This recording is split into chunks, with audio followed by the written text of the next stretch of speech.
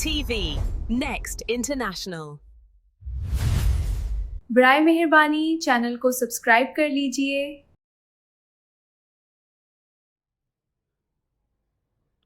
अस्सलाम वालेकुम।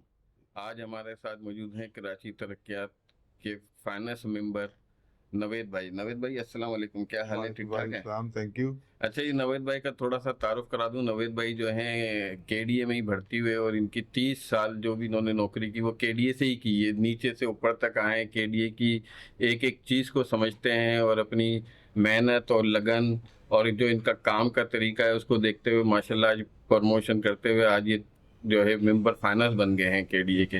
तो हम इनसे जानने की कोशिश करेंगे कि आज केडीए की जो सूरत हाल है, आज केडीए की ऐसी सूरत हाल है कि मुलाजमीन को तनख्वाहें नहीं होती टाइम पे, पेंशनरों को उनके वाजिबात नहीं दिए जा रहे, बड़ी माली बहरान का शिकार है। एक वक्त केडीए का ऐसा था कि जिस वक्त में मुलाजमीन को एडवांस तनख्वाहें दी जाती थी, वर्दियाँ दी जाती थी, एक केडीए बहुत खुशहाल इदारा होता था। बड़ी बड़ी हाउसिंग स्कीमें लेके आए। नाज़माबाद जो आज कराची की शान है वो भी केडीए लेके आया। और बल्कि अगर ये कहा जाए कि कराची को सही शक्ल देने वाला, पैदा करने वाला जो है वो केडीए को ही सहरा जाता है, क्योंकि जब ज़ेड निज़ामी साहब थे उन्होंने इस कराची की एक ऐसी मास्टर प्लान बनाया और इसमें ऐसी स्कीमें दी जो आज लोग उनको देख के, आज भी जबकि लोग कहते हैं कि कराची बुरा है, लेकिन आज भी अगर उन केडी की सोसाइटियों में जाया जाता है तो लोग कहते हैं कि वाकई में ये कि मुकम्मल रहायशी सोसाइटियाँ हैं, बड़ी साफ़ सुथरी सोसाइटियाँ हैं। लेकिन इस केडीए को फिर ऐसी नज़र लगी कि आज तकरीबन 20 साल से ज़ायद का अर्सा हो गया है केडीए ना कोई नई स्कीम ला सका है हाउसिंग, और बल्कि इतनी बदहाली का शिकार हो गया है कि आज इसका अपना हेड ऑफिस जो है उसकी इमारत भी बड़ी खस्ता हाल हो चुकी है। तो हम इनसे जानने की कोशिश करेंगे कि ये ऐसा आखिर क्यों हुआ।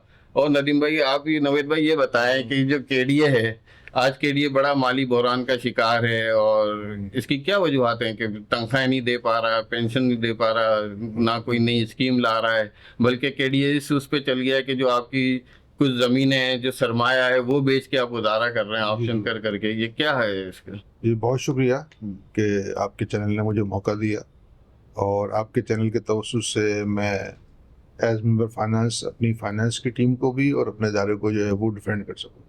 अच्छा, आपने जो जिक्र किया इसमें कोई शक नहीं कि निज़ामी साहब का दौर जो था वो केडीए की तारीख का जो है वो सुनहरी दौर था। मगर ये भी जहन में रखें कि जिस ज़माने में निज़ामी साहब का दौर था उस ज़माने में केडीए की जो हैयत थी वो ये मौजूदा हैयत नहीं थी ना। उस वक्त केडीए एक बहुत बड़ा इदारा था।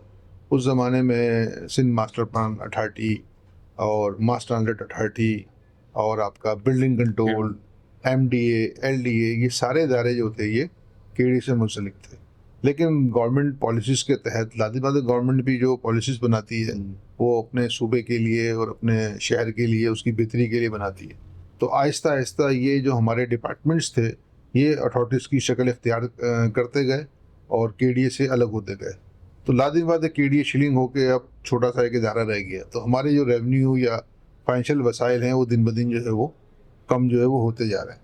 यही वजह है कि गवर्नमेंट हमें सिंध गवर्नमेंट की मेहरबानी है कि वो हर महीने हमें 40 करोड़ रुपए ग्रांट तनख्वाहों के लिए देती है और 15 करोड़ रुपए हम अपने वसाइल से करते हैं, तो ये तकरीबन 55 करोड़ रुपए बनते हैं। अब एज मेंबर फाइनेंस मेरी जिम्मेदारी जो है वो फाइनेंशियल मैनेजमेंट की है। अब इसमें से 51 करोड़ रुपए की जो है हमारी सैलरी और पेंशनर्स है, तो बाकी मेरे पास 4 करोड़ रुपए जो है वो हर महीने बचते हैं, जिसमें से मुझे तकरीबन 1 करोड़ रुपए का मेडिकल, 1 करोड़ रुपए का जो है हमारा इलेक्ट्रिक बिल और फिर पैनल ब्रिगेड की सैलरी है, लाइन्स एरिया की सैलरी है, पेट्रोल का डीजल का बिल है, सफाई हमारी सिविक सेंटर की जनरेटोरियल का बिल है, लिफ्टों की मेंटेनेंस के बिल हैं। तो हम अपने एक्सपेंडिचर को जो है वो मीट नहीं कर पाते हैं और हर महीने 3-4-5 करोड़ रुपए का हमें जो है वो शॉर्टफॉल आता है। अब ये शॉर्टफॉल एक तो इस तरह दूर हुआ कि हम अपनी रिकवरी बढ़ाएं। उसके लिए हमारी गवर्निंग बॉडी ने हमें 10% जो हमारे सर्विस चार्जेस हैं उसमें इजाफा करने की मंजूरी दे दी है और वो 1 जुलाई से जो है वो नाफिजुल अमल हो जाएंगे। दूसरा, हमने गवर्नमेंट से जो है वो दरख्वास्त की है कि हमारी जो माहाना ग्रांट है 40 करोड़ रुपए, इसको बढ़ाकर 55 करोड़ रुपए जो है वो किए जाएँ, क्योंकि ये जो मैंने आपको 51 करोड़ रुपए की सैलरी बताई है ये नेट है, ग्रॉस नहीं है। अगर हम ग्रॉस पे जाएंगे तो वो 57-58 करोड़ रुपए चली जाएगी। तो हम तो नेट ही नहीं दे पा रहे थे, ग्रॉस कहाँ से देंगे। तो इसमें नासिर शहनशाह साहब की मेहरबानी है कि वो इसमें ज़ाती दिलचस्पी ले रहे हैं और हमारी जो समरी थी वो केडीए से होती हुई और लोकल गवर्नमेंट से होती हुई फाइनेंस डिपार्टमेंट जो चली गई है वो हमारी कई मीटिंग्स हो गई हैं और हमें उम्मीद ये है कि हमें फाइनेंस डिपार्टमेंट से जो है अच्छी जो है वो खबर मिलेगी। अगर ये हमारी मंथली ग्रांट में इजाफा हो जाता है तो फिर हम इस काबिल होंगे कि अपने एक्सपेंडिचर को भी मीट करें और इसमें से कुछ रकम बचा के जो हमारे हर महीने लोग रिटायर होते हैं उनको बाज बाज जो है वो देने में कामयाब हो।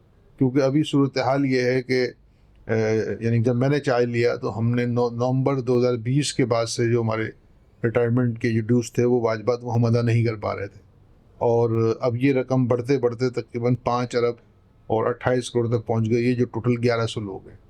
तो मैंने जैसे अर्ज़ किया कि अभी हम सैलरी मीट नहीं कर पा रहे, तो हम ये कहाँ से, तो हमने ये गवर्नमेंट को जो है वो ग्रांट की समरी भी भेजी, हमने गवर्नमेंट से जो है वो लोन की भी जो है वो दरख्वास्त की है, और हमने एक आध ऑक्शन भी किया है। तो जो ऑक्शन से हमें पैसे आ रहे हैं उससे हमने दिसंबर 2020, जनवरी 2021 और फरवरी 2021 3 महीनों के लोगों को तकरीबन 15 करोड़ के करीब रकम जो है वो दे दी है। और जैसे जैसे ऑक्शन के पैसे आते जाएंगे हम लोगों को उनके जो पोस्ट रिटायरमेंट ड्यूज हैं वो देते जाएंगे। कल भी बल्कि इत्तेफाक से मेरे सामने ये पेपर रखे हैं, हमने एक ऑक्शन की जो है वो प्लानिंग कर रहे हैं। हमें उम्मीद है कि अगस्त में हम एक कम से कम 2-2.5 अरब रुपए का ऑक्शन जो है वो करेंगे। लेकिन नवेद भाई, ये तो आप और पस्ती की तरफ जा रहे हैं, क्योंकि अगर आप अपना सरमाया अपनी जगहें बेचते जाएंगे तो एक वक्त अभी तो चला आप ये बेचेंगे, ये 2-2.5 अरब रुपए आ जाएंगे, आप वाजिबात की मद में अदा कर देंगे, लेकिन जब ये सारी चीज़ें आप बेच देंगे तो फिर केडीए कैसे चलेगा? देखें, जितनी भी पाकिस्तान में अथॉरिटीज़ हैं, अक्सर आप देखते होंगे अखबार में, मैं भी देखता हूँ, जब मैं जंग पढ़ता हूँ एक्सप्रेस या डॉन, तो उसमें सीडीए इस्लामाबाद जो वो भी अपने जो कमर्शियल प्लॉट्स हैं वो ऑक्शन करी थी। दुनिया में जितनी भी अथॉरिटीज़ हैं उसी तरह अपने एक्सपेंडिचर जो पूरी करती हैं। बाकी रहा आपका ये सवाल कि फ्यूचर में क्या होगा, तो देखें हमारी सजाइन टाउन की जो स्कीम आई थी वो 1991 में आई थी जी। और आज 35 साल हो गए हैं, तो अभी तक यानी कि केडीए जो है उसके वसाइल से इस्तेफादा जो है वो कर रहा है। तो हमने जो माजी में भी जो स्कीम्स लॉन्च की हैं, हम रेवेन्यू से ज़मीन लेते हैं, अपनी इंटरनल प्लानिंग करते हैं और पब्लिक को बैलेट के ज़रिए देते हैं। एक स्कीम केडीए को मिलने का मतलब ये होता है कि अगले केडीए 40 साल के लिए जिंदा होगी। लेकिन अब तो केडीए स्कीम ही नहीं लग रहा। मैं इसका जवाब दे रहा हूँ कि हमने एक नादन पास के ऊपर गवर्नमेंट को समरी भेजी है जिसका नाम हमने स्कीम 46 रखा है।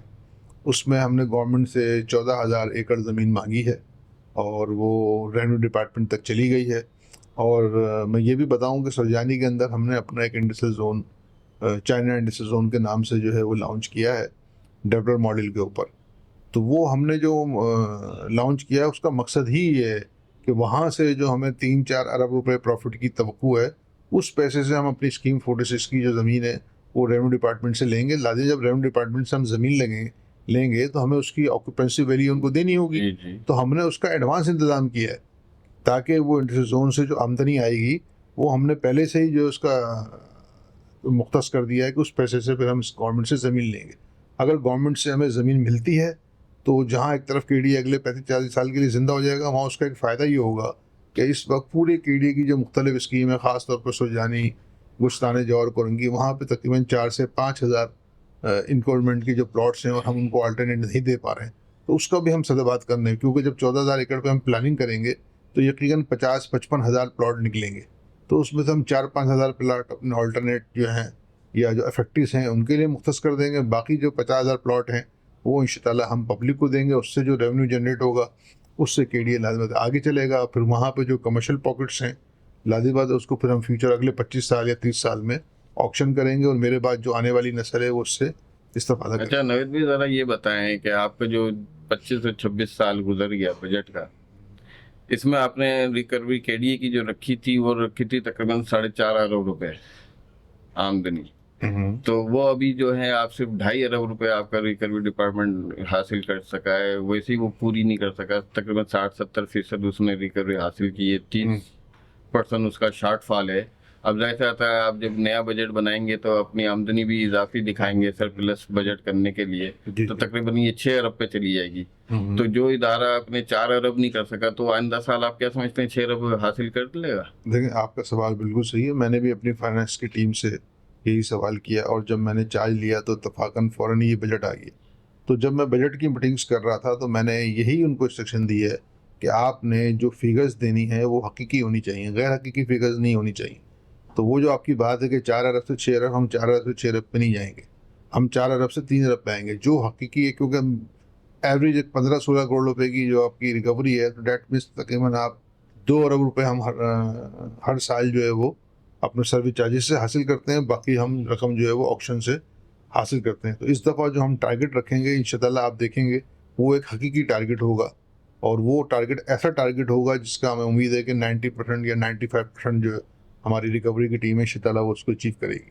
अच्छा नवेद भाई, ये बताएं, जो केडीए का एक बहुत बड़ा सासा था पाइप फैक्ट्री, जी और दूसरा आपका एक बहुत अच्छी बिल्डिंग है जो शहर के बीच में है, लाइंस एरिया में, कार पार्किंग प्लाजा, जो याद होगा आपको जी, बिल्कुल, नाज़िम बिल्कुल। कराची नेमतुल्लाह खान साहब ने बनाया था। तो उनका कहना था यहाँ से मैं शटल कॉक चलाऊंगा, सदर में कोई गाड़ी खड़ी नहीं होगी, सारी पार्किंग यहाँ होगी, और उस वक्त 80 करोड़ रुपए की लागत से ये तैयार किया गया। जी, जी। आज ये अरबों रुपए की आपकी प्रॉपर्टी है। अगर आप इसको दोबारा एक तरीके से, अगर कोई दुकानें जैसे एक मार्केट शॉप बनाए, तो क्या समझते हैं ये केडीए के लिए बेहतर नहीं होगा?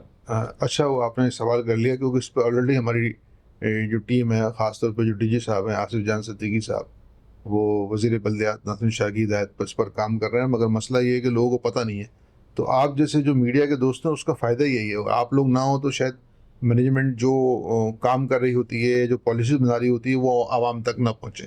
तो हमारा और आपका जो चोली दामन का जो साथ है।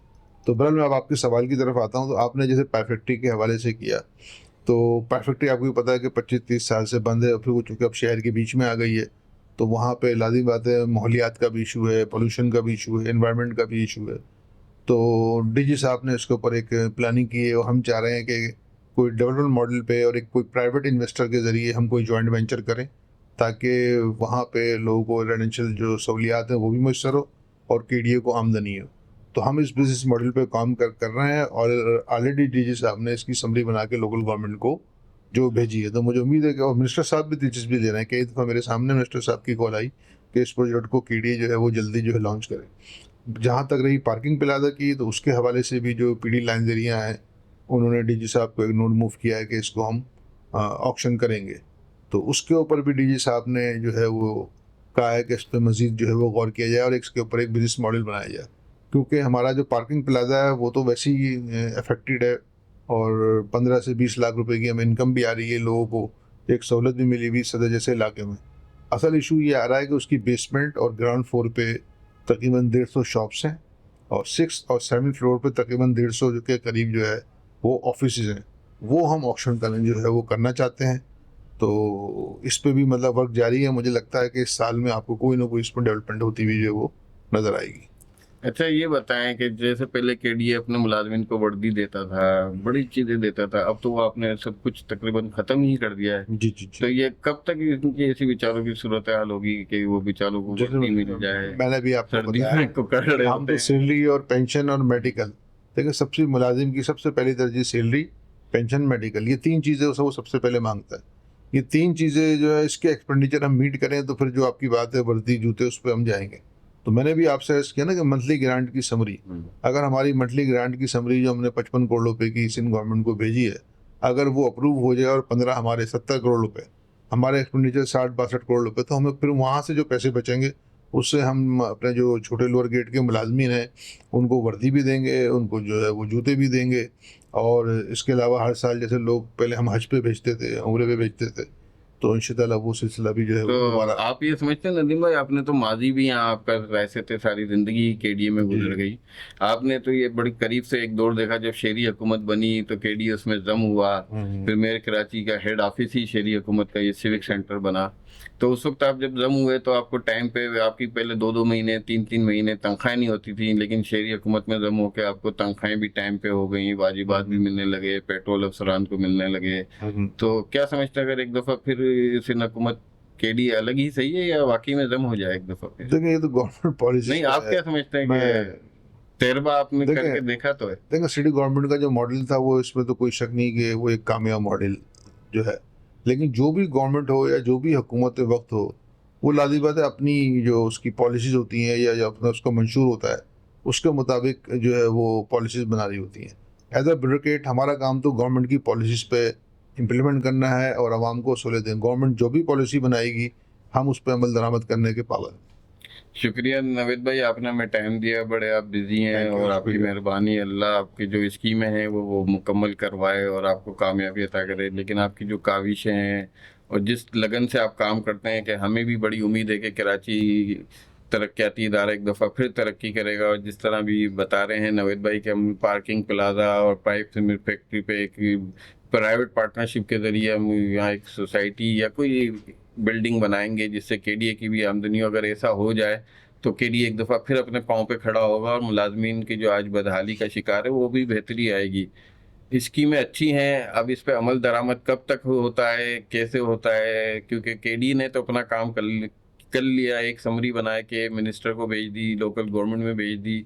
अब आया देखना ये है कि सिंध हुकूमत इस शहर के मफाद में उन स्कीमों पे किस हद तक तवज्जो करती है, काम करती है। अगर सिंध हुकूमत ने अपना नजर करम कर दिया तो इस केडीए और कराची की हालत एक दफ़ा फिर बेहतरी की तरफ चली जाएगी। और हमारी दुआ है कि सिंध हुकूमत इस पे ज़रा दिलचस्पी से काम करे और इसको पाए तकमील तक पहुंचाए। आमीन। खुदा हाफिज।